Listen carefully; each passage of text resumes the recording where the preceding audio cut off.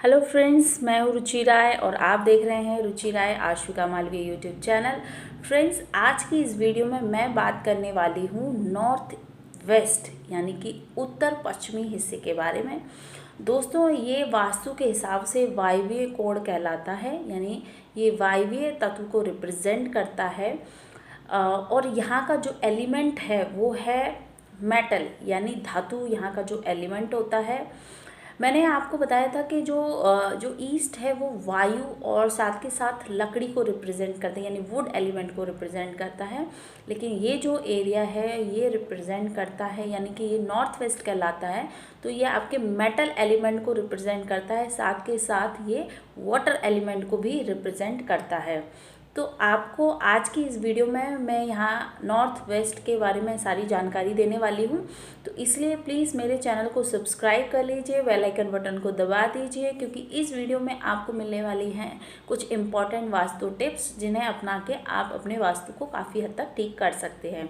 करते हैं हम हमारे घर के उत्तर पश्चिमी हिस्से की। तो दोस्तों, जैसा कि मैंने आपको हर वीडियो में बताया है कि आप अपने घर के बीचों बीच हिस्से में खड़े हो जाएं, वहाँ पे आप कंपास ले लें। उससे आप देख सकते हैं कि आपके मोबाइल में भी जो सॉफ्टवेयर होते हैं उससे भी आप देख सकते हैं आपके घर की डायरेक्शन। तो आपको देखना है कि आपके घर का उत्तरी पश्चिमी हिस्सा कौन सा है। दोस्तों, उस उत्तरी पश्चिमी जो हिस्सा है वो वायव्य कोण को रिप्रेजेंट करता है, यानी कि इस हिस्से में आप जो है टॉयलेट बना सकते हैं, या सीवेज टैंक जो है, जो आपके टॉयलेट का टैंक है, वो आप इस हिस्से में बनाएं। दोस्तों, आपको किसी भी हिस्से में सीवेज टैंक नहीं बनाना है। अगर आपको सीवेज टैंक बनाना है तो आप इस हिस्से में, यानी आपके घर के उत्तरी पश्चिमी हिस्से में आप सीवेज टैंक बनाइए। यहाँ पे आप टॉयलेट भी बना सकते हैं, क्योंकि ये वायव्य कोण को रिप्रेजेंट करता है। साथ के साथ यहाँ पे आप स्टोर रूम भी बना सकते हैं।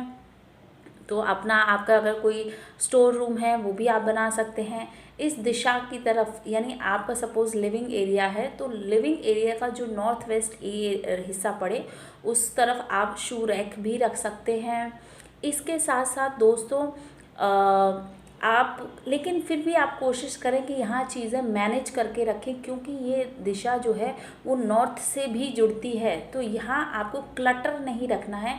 अगर आपका टॉयलेट है तो उसको भी आपको क्लीन साफ़ सुथरा रखना है, क्लटर गंदा नहीं रखना है। तो नॉर्थ से जुड़ी जो भी दिशा है उसको आपको साफ़ सुथरा रखना है।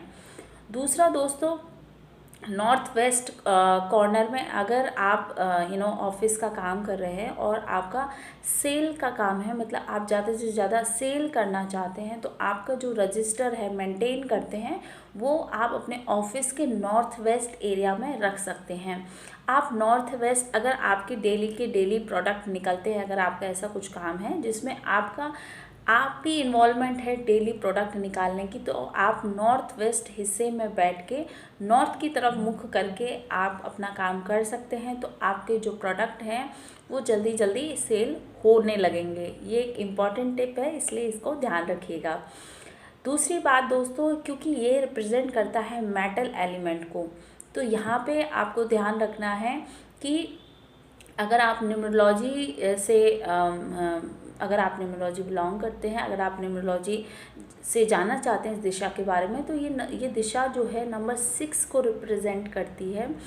नंबर 6 जो है वो है शुक्र देवता का घर। तो इसलिए मैंने बोला है कि इस दिशा में भले ही आपका सीवेज टैंक है या टॉयलेट है, बट उसको भी आपको साफ़ सुथरा रखना है, क्लीन रखना है।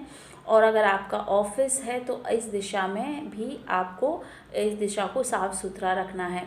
दूसरा, इस दिशा में कभी भी आप मंदिर ना रखें, दिशा को भी आपको साफ़ सुथरा रखना है। भले ही आपके टॉयलेट है तो उसको साफ़ सुथरा रखिए, सुंदर बना के रखिए।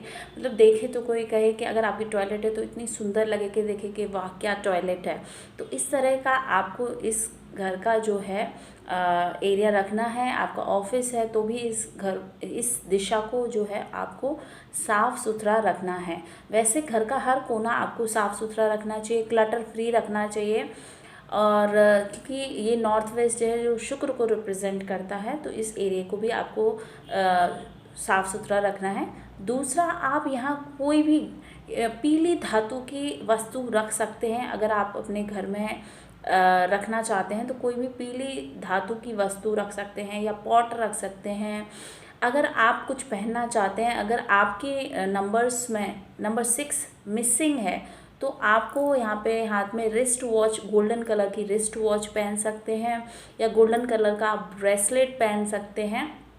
इस तरह से आप अपने नंबर 6 को एक्टिवेट कर सकते हैं अपने घर के वास्तु के द्वारा और अपने शरीर के द्वारा आप इसको एक्टिवेट कर सकते हैं, इस दिशा को एक्टिवेट कर सकते हैं, क्योंकि ये मेटल यानी धातु को रिप्रेजेंट करती है। तो दोस्तों, और आपको इस दिशा में मंदिर नहीं रखना है, जो कि मैंने आपको बताया। मंदिर रखने के लिए सबसे अच्छी जो दिशा है वो है ईस्ट दिशा। उसके भगवान की प्रतिमा पूजा आप नॉर्थ वेस्ट कॉर्नर में नहीं रखें। वो फ्रेंड्स, आपको ये मेरी वीडियो पसंद आई होगी तो प्लीज़ सब्सक्राइब माय चैनल रुचि राय आश्विका मालवीय, और मेरी आप न्यूमरोलॉजी से रिलेटेड सारी वीडियोस देखिए। आपको समझ में आएगा कि न्यूमरोलॉजी क्या है, आपको बेसिक न्यूमरोलॉजी समझ में आएगी। वहाँ आपको इम्पॉर्टेंट टिप्स एंड रेमेडीज़ भी मिलेंगी, जिन्हें अपना के आप अपने लाइफ में, डेली लाइफ में काफ़ी हद तक प्रॉब्लम से छुटकारा पा सकते हैं।